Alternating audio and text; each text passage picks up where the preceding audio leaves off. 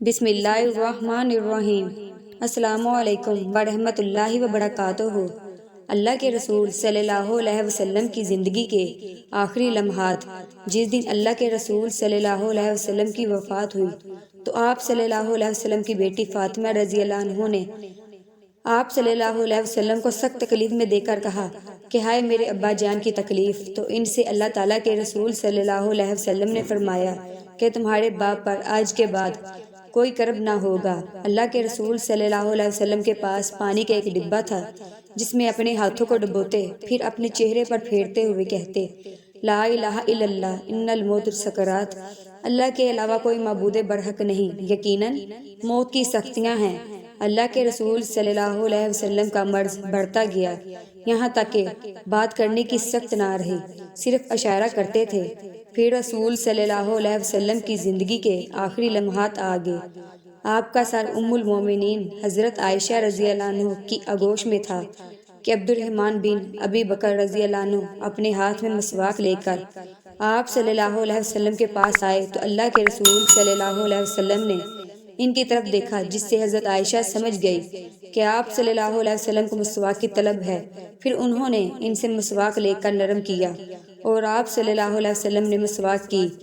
جب آپ مسواک کر چکے تو اپنے ہاتھ یا انگلی کو اٹھایا اور نگاہ چھت کی طرف بلند کی اور اپنے ہونٹوں کو حرکت دی تو عائشہ صدیقہ رضی اللہ عنہ آپ صلی اللہ علیہ وسلم کی طرف کان لگا کر سننے لگی۔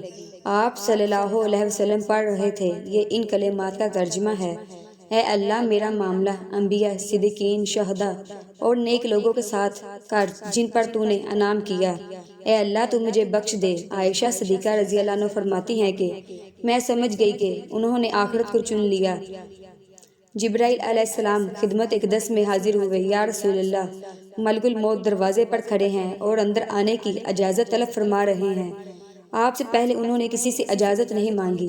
آپ صلی اللہ علیہ وسلم نے فرمایا جبرائیل، اسے آنے دو۔ ملک الموت نبی کریم صلی اللہ علیہ وسلم کے گھر میں داخل ہوئے اور کہا السلام علیکم یا رسول اللہ، مجھے اللہ نے آپ کی چاہت جاننے کے لیے بھیجا ہے کہ کیا آپ دنیا میں رہنا چاہتے ہیں یا اللہ کے پاس جانا پسند کرتے ہیں؟ آپ نے فرمایا مجھے اعلیٰ اور عمدہ رفاقت پسند ہے۔ ملک الموت ان حضرت صلی اللہ علیہ وسلم کے سرہانے کھڑے ہوئے اور کہنے لگے اے پاکیزہ روح، اے محمد بن عبداللہ کی روح، اللہ کی رضا اور خوشنودی کی طرف روانہ ہو، راضی ہو جانے والے پروردگار کی طرف جو غضبناک نہیں۔ سیدہ عائشہ صدیقہ رضی اللہ عنہ فرماتی ہیں مجھ پر رحم فرما اور مجھے میرے رفیق اعلیٰ سے ملا دے۔ آپ صلی اللہ علیہ وسلم نے یہ الفاظ 3 بار کہے اور یہی آپ صلی اللہ علیہ وسلم کے آخری کلمات تھے۔ پھر آپ کا ہاتھ لڑک گیا اور آپ رفیق اعلیٰ سے جا ملے اور سر مبارک میرے سینے پر باری ہونے لگا۔ میں سمجھ گئی کہ آپ صلی اللہ علیہ وسلم کا وصال ہو گیا۔ مجھے اور تو کچھ سمجھ نہیں آیا، چنانچہ میں نے اپنے حجرے سے نکلی اور مسجد کی طرف کا دروازہ کھول کر کہا رسول صلی اللہ علیہ وسلم کا وصال ہو گیا، رسول صلی اللہ علیہ وسلم کا وصال ہو گیا۔ مسجد آہو اور نعروں سے گونجنے لگی۔ ادھر علی کرم وجہ اللہ، وہ جو جہاں کھڑے تھے وہیں بیٹھ گئے، پھر ہلنے کی طاقت نہ رہی۔ ادھر عثمان بن عفان رضی اللہ عنہ معصوم بچوں کی طرح ہاتھ ملنے لگے اور سیدنا عمر رضی اللہ عنہ تلوار بلند کر کے کہنے لگے خبردار، جو کسی نے کہا کہ رسول صلی اللہ علیہ وسلم کا وصال ہو گیا، میں ایسے شخص کی گردن اڑا دوں گا۔ ان کی حالت کیا ہو گئی؟ میرے آقا تو اللہ تعالیٰ سے ملاقات کرنے کے لیے گئے ہیں، جیسے موسیٰ علیہ السلام اپنے رب سے ملاقات کو گئے تھے۔ وہ لوٹ آئیں گے، بہت جلد لوٹ آئیں گے۔ اب جو وفات کی خبر اڑائے گا میں اسے قتل کر ڈالوں گا۔ آپ صلی اللہ علیہ وسلم کی وفات پر آپ کی اونٹنی اتنی دکھی ہوئی تو کھانا پینا چھوڑ دیا، بھوکی رہنے لگی اور نبینا اور اندھی ہو کر انتقال کر گئی۔ اس موقع پر سب سے زیادہ ضبط برداشت اور صبر کرنے والی شخصیت حضرت ابو بکر صدیق رضی اللہ عنہ کی تھی۔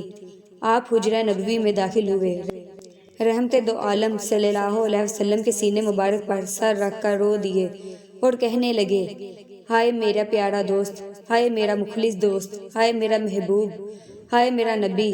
پھر حضرت محمد صلی اللہ علیہ وسلم کے ماتھے پر بوسہ دیا اور کہا یا رسول اللہ، آپ پاکیزہ جیے اور پاکیزہ دنیا سے رخصت ہو گئے۔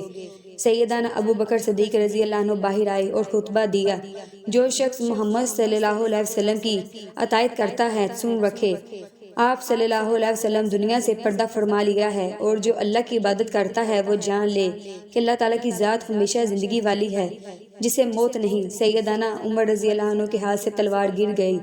عمر رضی اللہ عنہ فرماتے ہیں، پھر میں کوئی تنہائی کی جگہ تلاش کرنے لگا جہاں اکیلا بیٹھ کر رو جاؤں۔ حضرت محمد صلی اللہ علیہ وسلم کی تدفین کر دی گئی۔ سیدہ فاطمہ رضی اللہ عنہ فرماتی ہیں، حضرت محمد صلی اللہ علیہ وسلم کے چہرے پر مٹی ڈالو، پھر کہنے لگی، ہائے ابو جان جنہوں نے رب کی دعوت پر لبیک کہا، اے ابو جان جن کا مسکن جنت الفردوس ہے، اے میرے ابو جان آپ کی موت کی خبر ہم فرشتہ جبرائیل کو دیتے ہیں، انا للہ و انا الیہ راجعون۔ حضور صلی اللہ علیہ وسلم پر اللہ تعالیٰ کی لاکھوں کروڑوں رحمتیں نازل ہوں۔